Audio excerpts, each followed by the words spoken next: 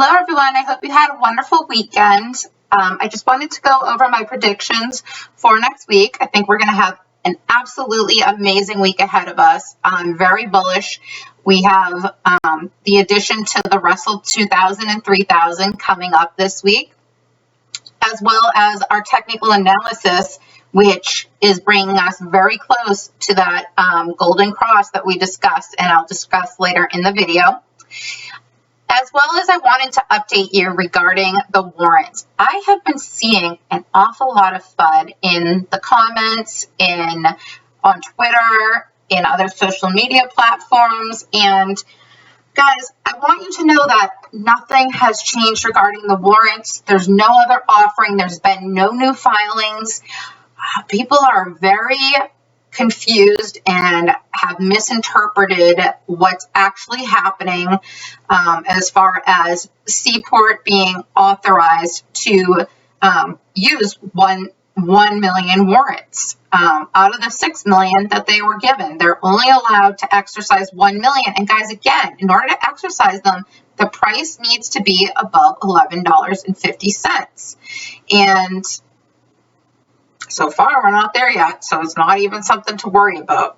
And we haven't been there since Monday, I believe, or last week sometime. And if they exercise some, it's possible, but they haven't had an opportunity to do so since. So it's really not even a question in my mind. At the very most, all it could do, guys, is just delay, that getting past that 1150 hump for a very brief period. I want to remind you, with the short interest still being at, which I'm going to review in a minute, but being above 100%, being at 104%, guys, this is shorted more than the entire float. So if you're worried about 1 million shares, I don't know what to tell you, but it's not even making me bat an eye. And the FUD that's out there is kind of laughable at this point. I want to remind you of something else. It's very important. When people start, rolling out the FUD and creating all these dramatic scenarios, even if you think that they're bullish and suddenly they start with all this drama and stuff, guys, this is a really big indicator that we're getting close, okay? When people start sending me nasty comments on my Twitter and talking crap about certain stocks, I'm going to tell you something. It's because they know that they're not in a good place, and I've seen it time and time again, and you know what? I just don't let it bother me, and neither should you. If you're going to be in this trade and you're going to be here to make money, then you need to let the FUD just roll off you. Who cares? People want to waste their time saying whatever they want to say. Let them say it. You know what you hold. And that's the key, guys. That's why you need to do your own DD and know what you hold.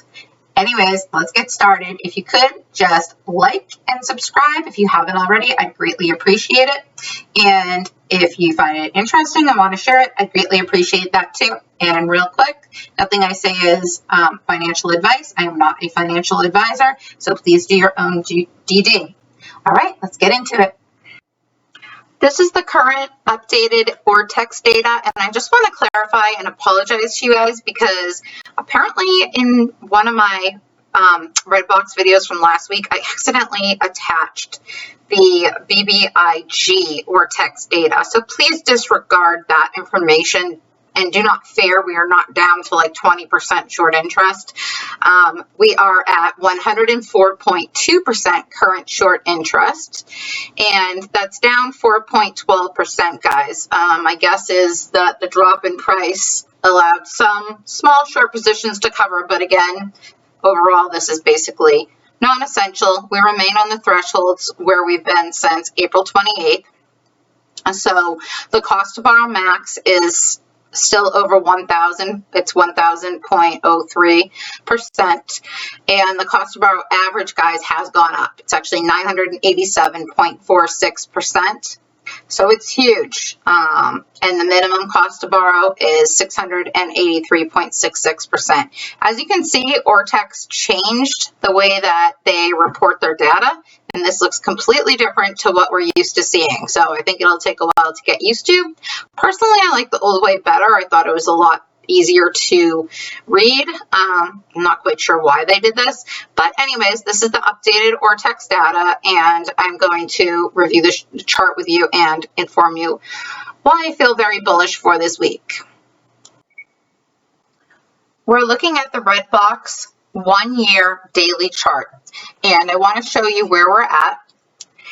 Like I talked about in the last video, we're watching right now for this purple, which is the 48-day simple moving average, cross above the red, the red 200-day moving average. Guys, when we get this cross, which is going to happen the beginning of next week, I'm looking for another major move up.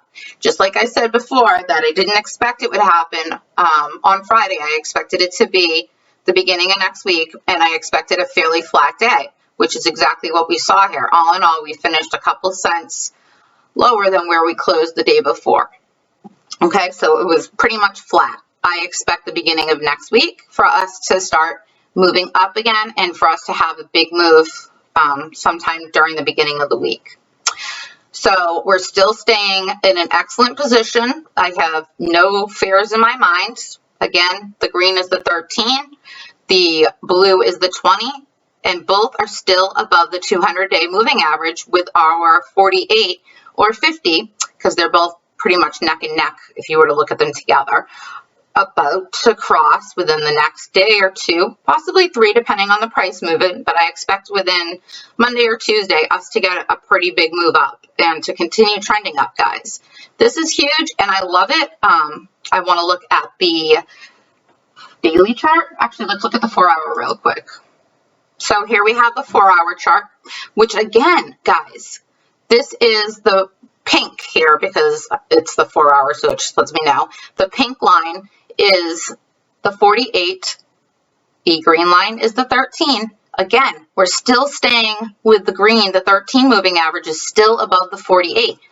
All of this is fine, guys. Once we made that cross way back here on May 20, let's say 5th or whatever it was, you know, somewhere between the 20th and the 27th, looks like probably around the 25th. We made that crossover and we've stayed above. We just don't want to see this cross below, but I don't think that's going to happen, guys. I think we're going to continue with a nice uptrend, and I'll show you why. This is the 5-minute daily chart, and this is what I use to analyze the day, okay? So as you can see, let's go back to the beginning of the day.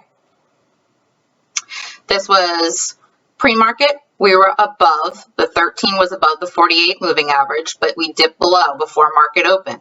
And we stayed below, guys, until about 1 o'clock, where you saw us start to trend up. We briefly crossed above and immediately crossed back down. And then once again, the 13 crossed above the 48 moving average around 3 p.m. But I think I tweeted out around that time that I think they're going to try to keep us under 350 for market close. But guys, we may have actually, I forget what we closed at that time, whether it was somewhere right around there though, right above 350 actually. I think they didn't succeed. But anyways, we didn't get to 10, which is what I was hoping for. We tried. You can see how many times we tried to break out and we just couldn't do it. And in after hours, we crossed back below. But look at what happened, guys, again at 8 p.m. Look at this massive candlestick. This tells me that they need shares, okay? This big move up, or that they know a big move's coming, okay? This is very bullish going into Monday. So I'm looking forward to the 13, again, crossing back up above the 48 on the 5-minute intraday chart, and us to just keep moving upwards this week. Obviously, we're going to see waves like this. That's normal, but I believe that we're going to have a really big week ahead of us, and I'm really excited about it. So there's the chart, and I'm going to give you some updated Ortex information next. 1 second, guys. Let me pull that up.